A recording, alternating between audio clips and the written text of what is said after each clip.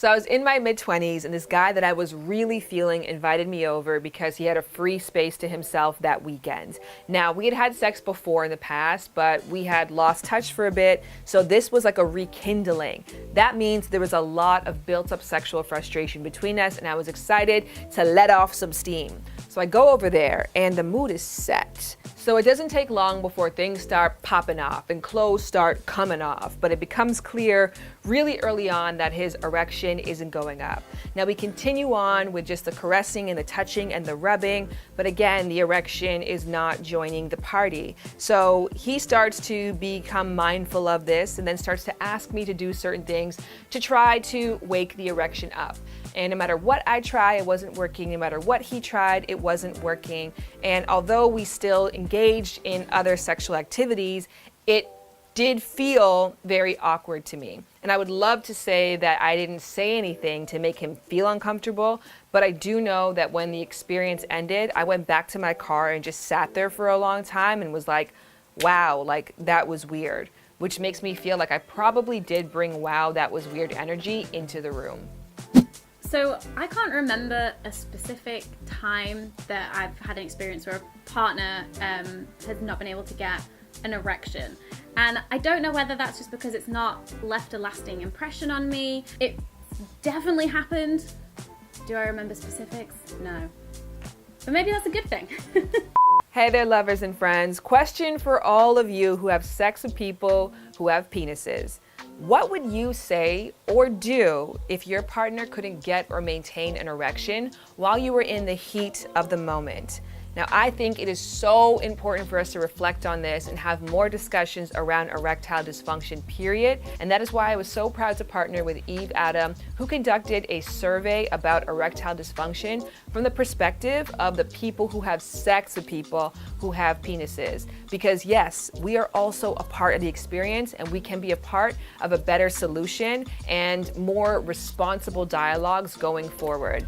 So in this video, I want to compare the difference between how Americans respond to ED versus how those in the UK respond to ED. And now you can't have a video about the UK sexual experience without bringing in an expert. And I happen to have an incredible one. Hey everybody, I'm Hannah Witten. I am a sex educator, YouTuber, podcaster, and just all-around sex nerd. Eve Adam is a digital wellness company and an online pharmacy, which means that you don't have to leave your house or wait for doctor's appointments. You can get your prescriptions delivered directly to you. Prescriptions such as contraception or erectile dysfunction treatments. And again, Eve Adam conducted this survey about erectile dysfunction. Myself and Hannah both promoted it, and now we're going to be analyzing America versus how those in the UK respond to ED. Let's go. Question 1. Do you feel like you handled it well? What did you say? Brits were more likely to say it's okay than the US respondents. That actually kind of feels indicative of what you just said in your experience, in that there was this notion that this is okay, whereas I felt in my experience like, oh my gosh, does this mean this is the end of the relationship? So a lack of dramatization, I think, is happening across the pond. Perhaps. We do like to be a bit more pessimistic over here, so I guess it's like, hey, it happens. Sometimes dicks are soft. Sometimes dicks are soft. I like a soft dick. Flaccid penises are so much fun to play with, and if you're performing oral, it's the only time that you can get all the way to the base, and right. It's a nice accomplishment. It doesn't really feel like an accomplishment though. It does for me. I lie to myself. Okay, yeah. Like, look Yeah, at you! Look at you taking everything! A lot of the stuff that came up in this survey, you can like bring back to having a look at what sex education in the countries are like as well. In general, we could probably say it's worse in the US because a lot of states also still have abstinence-only sex education. I wonder too about the differences in porn, because a lot of porn that is produced in America is exaggerated. It's like really big sounds, really big bursts of fluid, like it's a lot. Do you think that there's a lot of similarities when it comes to porn that the UK produces versus America? I honestly don't know, because I feel like when I've watched porn, I've not really paid attention to where it's being produced to be able to differentiate. I mean, the accent's usually a giveaway. I feel like that's usually the true. one that I'm like, and now I'm you trying know what? to remember This accents. one wasn't made in America. I'm trying to remember accents now, but that's not necessarily what I was paying attention to. But I do tend to think that Brits are a bit more like, Is that what orgasming is like? all right. I mean, time. sometimes. But you know, you have good ones and you have bad ones. It's fascinating though from the porn perspective, because that's the thing that I learned in school, is that a lot of the times if you want to understand a country's attitudes about sex, you have to look at the porn that's being produced there and highly consumed. And so they were saying that in some countries, it's the people that you see at the grocery store who are in the porn films. It's somebody who, for lack of a better term, looks like your aunt or uncle. Meaning they're just average, everyday people. And they said that in America, because there's so much shame around sexuality, they want the people who are in porn to be as far as possible away from who they know and how they even look. Because if they look like someone like them, that would be reminiscent of like, this is a bad thing, that they shouldn't be doing this because I shouldn't be doing this. But as long as it's somebody who looks like they're from a completely different planet, the disassociation's a lot easier.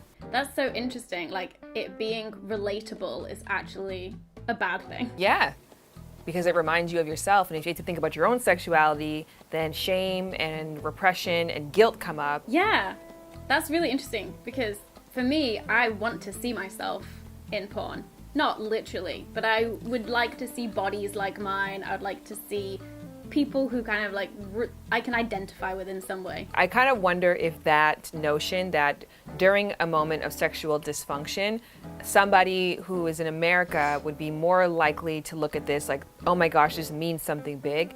And somebody in the UK might look at this like, oh, like, it's okay. This is just a part of what happens when bodies get together. Nearly 3 times as many Brits said, don't worry / don't be embarrassed.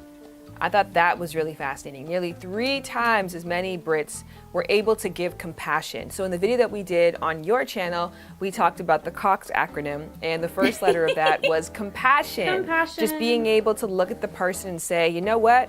This moment isn't about me, it's about you, and I want to make sure that you feel comfortable because it's your body right now that's being impacted. I like to think that this is because British people tend to be very embarrassed by things like sex.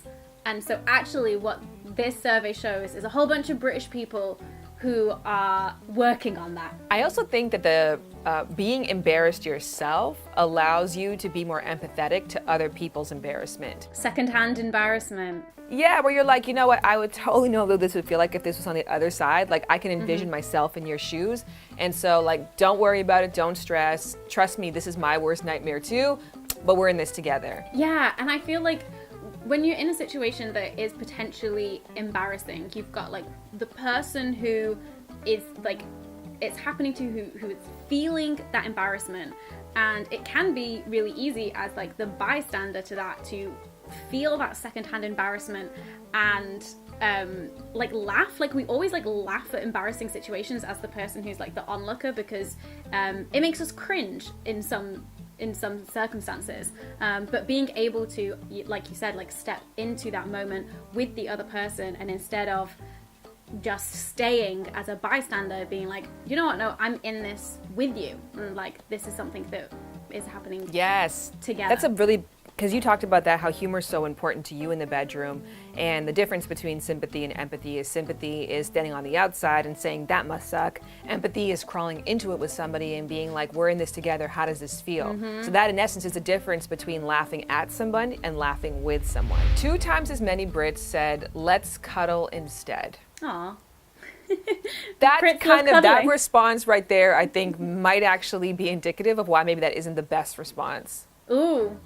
Because it feels patronizing. Aww. Like my aw. Yeah, it feels like aw. Yeah, Aw. and I think that we want ah. We don't want aw. Yeah. I mean, I was ahhing the cuddle, not the flaccid penis. But yeah, Oh, maybe I know. don't The cuddle is the ah. It is the ah. yeah, but that's true actually, because obviously, like when you're in like a sexual situation, you want to feel like super desirable, like you're an adult, you know, like you are like having a sexual situation, and then you don't want someone to kind of be like, oh, cute. Unless, of course, like you kind of like have the conversation, you maybe try and slow things down and things still aren't happening, and you just kind of go, let's just like caress each other. I also think the word caress is a much better than cuddle. Even though it's the exact same act, if you said like, let's massage each other, let's caress each other. I think caress. Yeah. Let's caress. Ooh, I like that. I like that. Brits were more likely to say, let's work it out together. So in the face of erectile dysfunction, even though usually it's one body that is not able to get erect, both people took responsibility and onus of it as a couple and as a unit. I love that, and I think that is kind of what you were saying about curiosity as well. Of the person who it's not physically happening to, just still being like, okay, right, cool, I'm here as well, like, what can we do, like, what's the situation, like, let's take stock and make a plan. Although that's my approach to it, probably would be very like, okay, let's project manage this. Do you know what, of all these responses, I mean, I don't have a penis, so maybe my opinion isn't that important in this area, but as an expert I can say that I think that is the best response of all the responses. Yeah. There's something about that is cooperative. It also takes responsibility of both people, so there's no blame happening. There's no, ah, poor you. It genuinely is like, we're in this together. What can we do?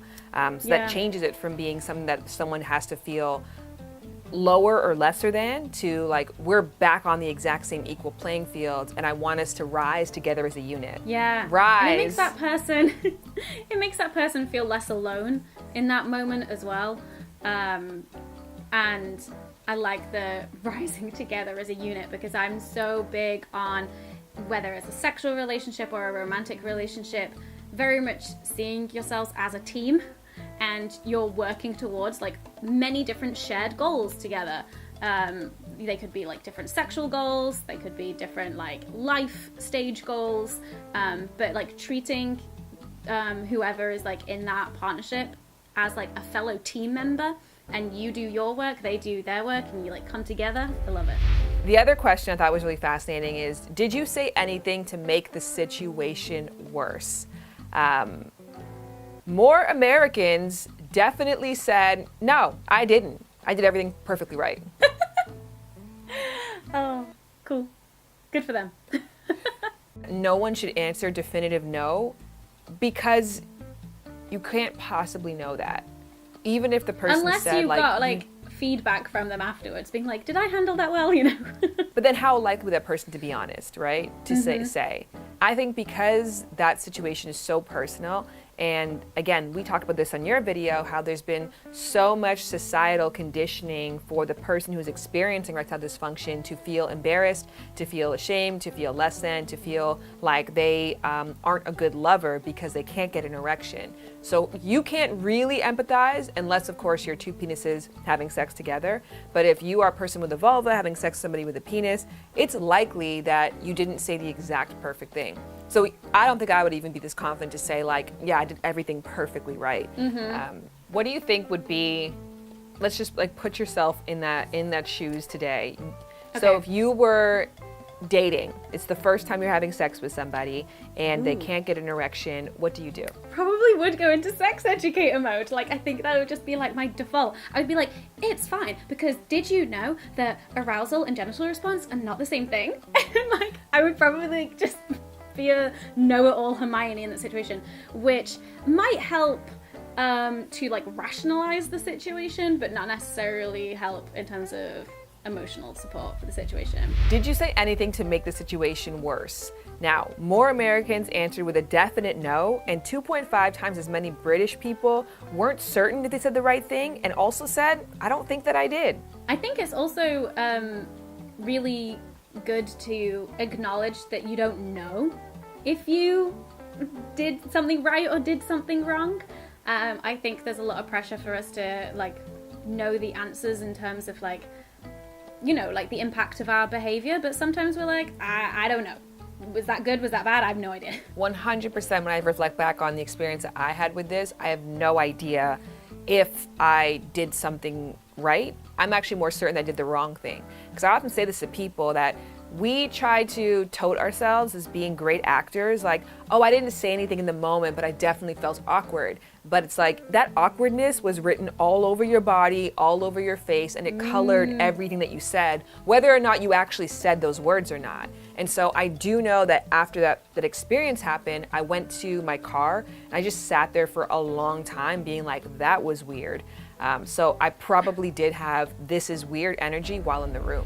More Brits asked their partner if they weren't attracted to them. Now this one I wonder about because I did a project on erectile dysfunction a couple years ago, and it said that 75% of women in particular who had sex with people with penises did wonder if erectile dysfunction was a signifier that their partner did not find them physically attractive anymore. I think maybe the day after saying it out loud, if it's still kind of nagging on you and you still feel like it is something that you need to say or need reassurance on, but in the moment, I think saying something like, oh, do you not find me attractive, could potentially make the situation worse and make the person who's experiencing ED feel worse. And that's actually something that Jared and I had a conversation about after I gave birth, that he had to reorganize his thoughts around wetness being indicative of arousal, because even though he's aware of that and he's understands that messaging, so many years of it being associated with like, oh, they're so turned on if they're super wet, it really is difficult to unpair yourself from that kind of thinking. And it sucks that we're giving this messaging because it often leads us to not trusting our own bodies and feeling like really disconnected and just being like, wait, why is my body doing this or why is my body not doing this? Because we think that there's like something wrong with us when actually our bodies are just performing like normal bodies the way that lots of bodies like work, and it's fine. And if you're in a relationship and you haven't experienced, neither person in the relationship has experienced ED, it might be a good opportunity now, like after watching these videos that we've made, to kind of say to your partner like, hey, if this were to ever happen to us, how would you want me to react? I think that's so clutch. I think a big part of why I do what I do for a living is I found that through my teens, I was just reacting as things were put in front of me. And then without the benefit of knowledge or mentorship, I would have to make these really big decisions without ever having thought about them before.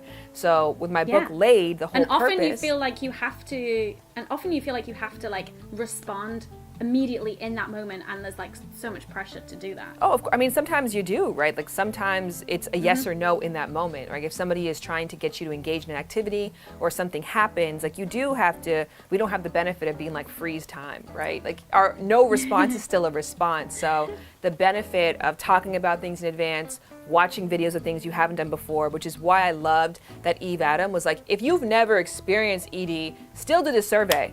You're still gonna get value out of it, and we'll still get value out of your responses. All right, so lastly, we have got a video coming out on your channel where we talk about cocks. Oh yeah. Basically I wanted to give some advice around dealing with ED in a relationship, and to do that I decided to come up with an acronym COCKS, which stands for compassion, orgasm, communication, knowledge, and slow.